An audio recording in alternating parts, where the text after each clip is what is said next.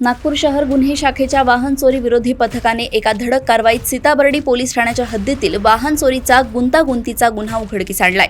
पोलिसांनी एका 20 वर्षीय अट्टल चोराला अटक केली असून त्याच्याकडून चोरीची मोटरसायकल जप्त करण्यात यश मिळवलंय।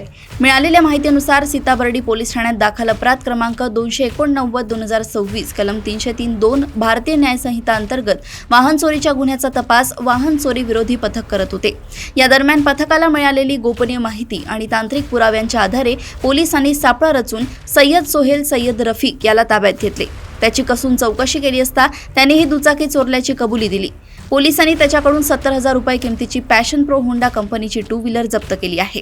या गुन्ह्यात त्याचा साथीदार अफ्ताफ अली उर्फ फडफड हा अद्याप फरार असून पोलीस त्याचा शोध घेत आहेत। अटक करण्यात आलेला आरोपी आणि जप्त केलेली दुचाकी पुढील कायदेशीर कारवाईसाठी सीताबर्डी पोलीस ठाण्याचे रात्रपाळी अधिकारी पोलीस उपनिरीक्षक निलेश वाघ यांच्या स्वाधीन करण्यात आली आहे। ही कामगिरी गुन्हे शाखेच्या वाहन चोरी विरोधी पथकाच्या सहाय्यक पोलीस निरीक्षकांच्या नेतृत्वात करण्यात आली।